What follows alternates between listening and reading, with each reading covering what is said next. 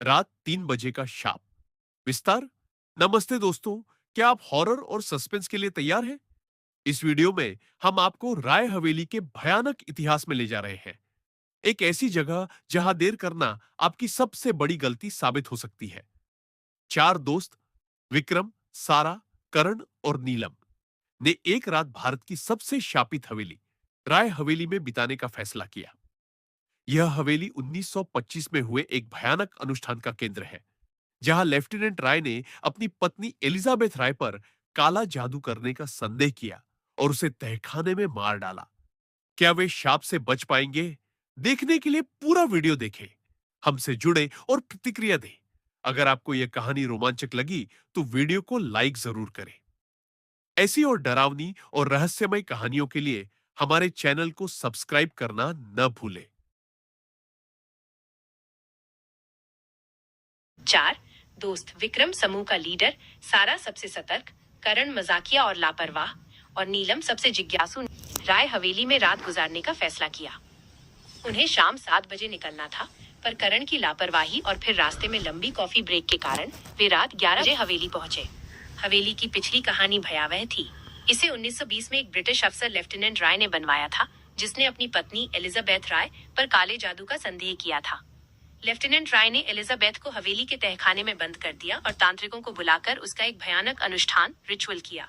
ये घटना रात 3 बजे थी, जिसके बाद एलिजाबेथ की आत्मा एक क्रूर और शापित इकाई बन गई, जिसने लेफ्टिनेंट राय समेत पूरे घर के नौकरों को मार डाला। तब से ये हवेली 3 बजे पहले किसी को बाहर नहीं निकलने देती। 2 लाइब्रेरी की खोज और चेतावनी। अंदर प्रवेश करते ही हवेली ने अपनी भयानक चुप्पी से उनका स्वागत किया। टूटी हुई घड़ी 1:30 पर अटकी थी। विक्रम और नीलम ने लाइब्रेरी का कमरा खोला, जहां पुरानी सड़ी हुई चमड़े की किताबों की दुर्गंध थी। नीलम ने धूल फांकते हुए एक पुरानी जर्नल निकाली, जिसके पन्ने पीले पड़ चुके थे। नीलम ने कांपते हुए पढ़ा, 25 मार्च 1925। मेरी प्रिय डायरी, मैंने एलिजाबेथ को चीखते हुए सुना। वो कह रही थी, वे मुझे 3 बजे तक नहीं मार सकते। अगर उन्होंने ऐसा किया तो मैं शाप दूंगी कि इस घर में आने वाला हर प्राणी उसी समय मौत की नीली छाया देखेगा। मैं निकल रहा हूँ, इससे पहले कि अक्षर यहाँ धुंधले हो गए थे। ये बस एक कहानी है नीलम, करण ने फोन की टॉर्च बुझाते हुए मजाक किया। तुम लोग डर रहे हो, इसलिए तुम इसे सच मान रहे हो। 3 बजने में अभी बहुत टाइम है, रिलैक्स करो। यहीं पर उन्होंने अपनी दूसरी और सबसे घातक देरी की।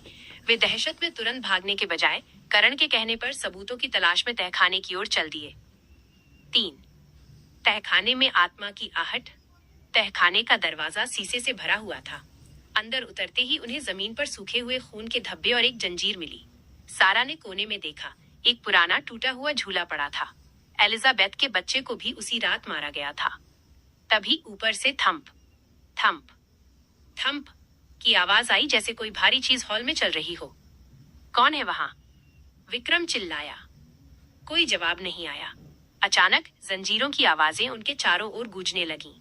एक पल के लिए सबको लगा कि कोई अदृश्य हाथ उनके पीछे खड़ा है। सारा को अपने कांधे पर किसी की सड़ी हुई सांस महसूस हुई। वे दहशत में तहखाने से बाहर भागे। जब वे हॉल में पहुंचे तो दरवाजा अंदर से खुद ब खुद बंद हो गया था। अब क्या करें? दरवाजा हिल नहीं रहा। करण ने उसे पीटा।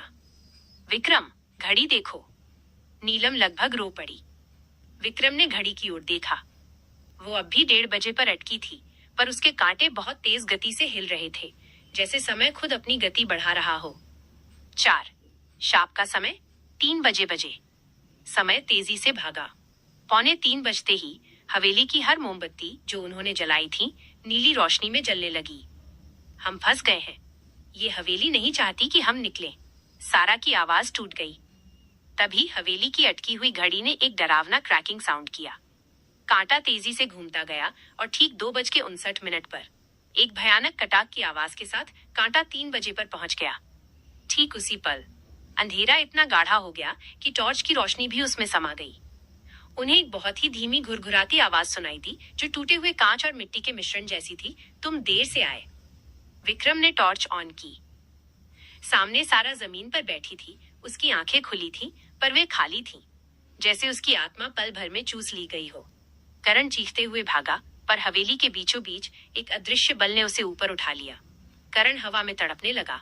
उसके गले पर कोई अदृश्य हाथ दबाव डाल रहा था।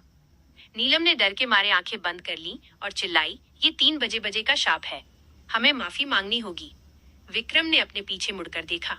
हवा में उन्हें एक धुंधली आकृति दिखाई दी, एलिजाबेथ की आत्मा। वो अब कोई औरत नहीं, बल्कि द्वेष और प्रतिशोध का एक जमा हुआ बादल थी। उस धुंधले बादल ने धीमी आवाज में कहा, तुमने मेरे बच्चे के लिए देर की, अब मैं तुम्हारे लिए देरी करूंगी। विक्रम ने अपनी जान बचाने के लिए जोर से हवा में फैले हुए उस बादल की तरफ जर्नल फेंक दी। जर्नल जैसे ही बादल से टकराई, एक भीषण चीख गूंजी। बादल थोड़ा कम हुआ, पर तभी करण का शरीर जोर से जमीन पर गिरा। वो मर चुका था। विक्रम ने नीलम का हाथ पकड़ा और मुख्य दरवाजे पर लात मारना शुरू कर दिया। 3:05 पर शापित आत्मा अचानक कमरे से गायब हो गई और दरवाजा अपने आप खुल गया। विक्रम और नीलम भागकर बाहर निकले। उन्होंने पीछे मुड़कर देखा। हवेली की खिड़कियों से अब फिर से हल्की सी रोशनी आ रही थी और टूटी हुई घड़ी 1:30 बजे पर अटकी हुई थी, जैसे कुछ हुआ ही ना हो। वे बच गए, पर वे जानते थे कि देरी की कीमत उन्होंने अपने 2 दोस्तों को खोकर चुकाई थी। राय हवेली हमेशा 3 बजे का इंतजार करती है, और अगर आप उस रात वहां हैं, तो देर करना आपकी सबसे बड़ी गलती होगी। ये कहानी आपको कैसी लगी? आपका सबसे डरावना पल कौन सा था? हमें कमेंट सेक्शन में जरूर बताएं। अपने हॉरर पसंद दोस्तों के साथ इस कहानी को शेयर करें।